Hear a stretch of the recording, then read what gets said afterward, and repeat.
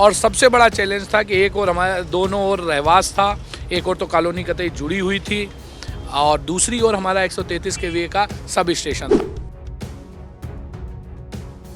जान को खतरे में डालते हुए उन टैंकर्स के ढक्कन खोलना, वाल्व खोलना, जिससे कि विस्फोट न हो। आग लगी लेकिन वो विस्फोट में नहीं बदली जो एक दुर्घटना में बदल सकती थी।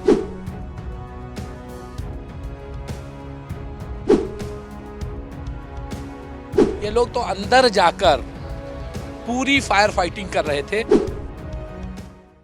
देखिए उसी यार्ड में हम मौजूद हैं और अभी भी यहाँ पर आप देखेंगे तो पूरी तरीके से आग पे काबू पा लिया गया, लेकिन एक चिंगारी की आशंका को व्यक्त करते हुए अभी भी ऑपरेशंस जारी हैं। हालांकि एक बड़ा हादसा हुआ है, दुर्घटना घटी है। पूरा का पूरा जो सीएसईबी का यार्ड है, जहाँ पर जितने ट्रांसफार्मर्स रखे थे, केबल्स रखी थी, पूरी जलकर खाक हो गई है। बिल्डिंगें जो थी उसको भी चपेट में ले लिया आग ने। और राहत की बात, जैसा आपने भी बताया कि जनहानि नहीं हुई है, तो फिलहाल ये है कि ऑपरेशंस लगभग आग को लेकर जो ख़त्म हो चुका है। आगजनी की घटना हुई थी, राहत कार्य भी इसमें लगे थे, पूरे संपन्न हो चुके हैं। जांच के लिए निर्देश दे दिए गए हैं, लेकिन अभी कारण स्पष्ट नहीं हुआ है।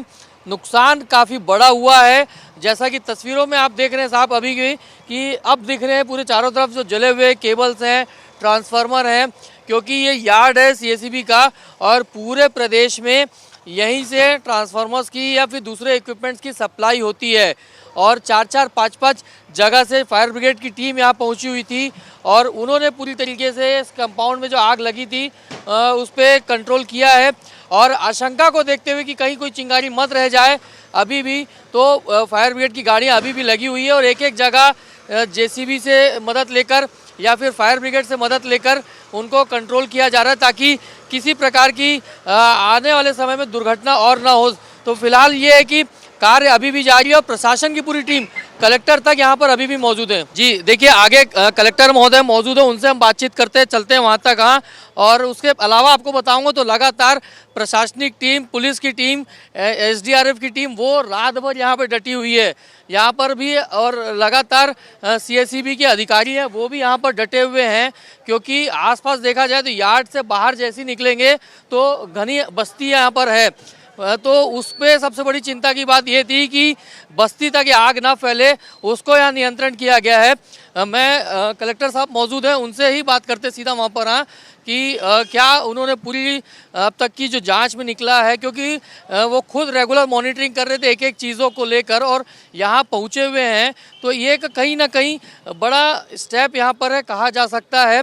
और यहाँ पर सीधा बात करते हैं। सर, अभी पूरी तरीके से स्थिति नियंत्रण में है? निसंदेह रूप से स्थिति पूरी तरीके से नियंत्रण में है। हमने पूरी विद्युत व्यवस्था, पानी सारा रिस्टोर कर लिया है, किसी भी प्रकार की जनहानि नहीं है।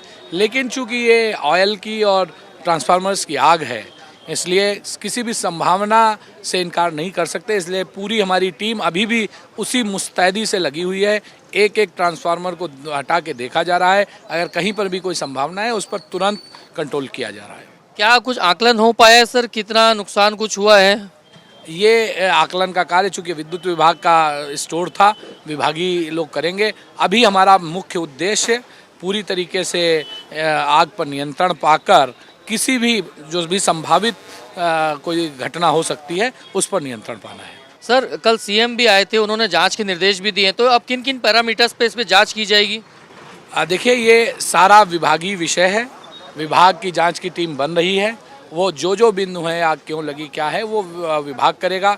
जिला प्रशासन के स्तर पर हमारा मुख्य काम आग पर पूर्ण रूप से नियंत्रण पाकर पूरे जनजीवन को सामान्य करना है। उसमें हमारी टीम लगी हुई है और अभी हम लोग 0 पॉइंट पे ही बैठे हुए हैं। और पूरी जब तक कि हम एक एक ट्रांसफार्मर और सारी संभावनाओं को नहीं कर देते, हम 1% भी कहीं पर भी रिस्क लेने की स्थिति में नहीं है। अच्छा, सबसे बड़ी चैलेंज था कि लगातार आग बढ़ रही थी, उसको कंट्रोल करना। अभी आपसे बात हो रही थी, आप बता रहे थे कि इस तरीके से 3 तरीके से आप लोगों ने टैक्टिक अपनाई, तो वो क्या था, थोड़ा बताएंगे किस तरीके से कंट्रोल किया, क्योंकि बहुत बड़ी आग थी? देखिए, क्या था, यहाँ पर चूँकि स्टोरेज था तो ट्रांसफार्मर, आयल, थिनर, इस टाइप के लिक्विड्स की भारी मात्रा थी, बड़े टैंकर्स थे। हमारी टीम ने, नगर निगम कमिश्नर, एडिशनल कलेक्टर और हमारे होमगार्ड कमांडेंट ने अपनी जान को खतरे में डालते हुए उन टैंकर्स के ढक्कन खोलना, वाल्व खोलना, जिससे कि विस्फोट न हो। आग लगी लेकिन वो विस्फोट में नहीं बदली जो एक दुर्घटना में बदल सकती थी। एक बड़ा पॉइंट वो रहा जहाँ पर से हमें लीड मिलनी शुरू हुई।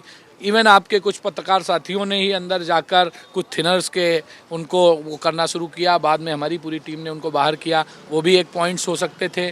और सबसे बड़ा चैलेंज था कि एक और हमारे दोनों ओर रहवास था, एक और तो कॉलोनी कतई जुड़ी हुई थी और दूसरी ओर हमारा 133 केवीए का सब स्टेशन था जो लगभग 1/4 रायपुर की विद्युत आपूर्ति को करता है और लगभग उसको छूने लगा था। तो बहुत उस समय चैलेंज था कि कैसे उसको बचाया जाए।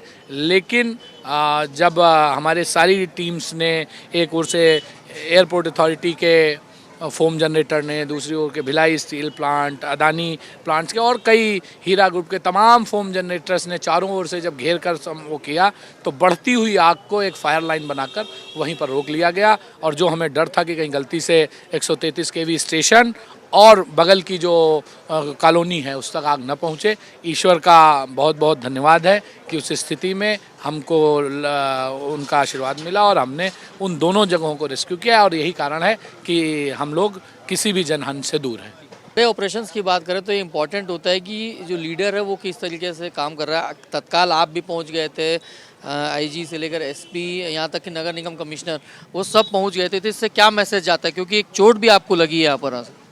देखिए, जब कोई बड़ी दुर्घटना होती है तो जितने भी रिसोर्सेज होते हैं उनको समन्वित प्रयास से ही हम कर सकते हैं। और बहुत अच्छी बात थी कि मुख्यमंत्री जी के सचिव पी दयानंद सर भी ग्राउंड जीरो पर शुरुआत से हमारे साथ थे।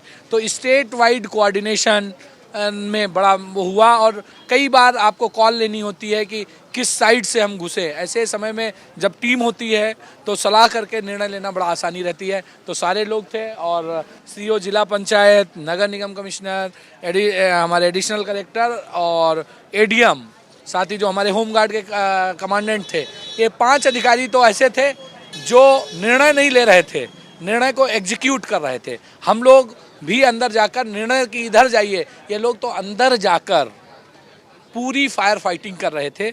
और मैंने जैसा कि बताया कि एडिशनल कलेक्टर, नगर निगम कमिश्नर और होमगार्ड कमांडेंट ने खुद एक ऑयल के टैंकर पे चढ़ के उसका ढक्कन हटा के वॉल्व खोल के वो किया, जो शायद एक बड़ी दुर्घटना का कारण बन सकता था अगर वो विस्फोट होता।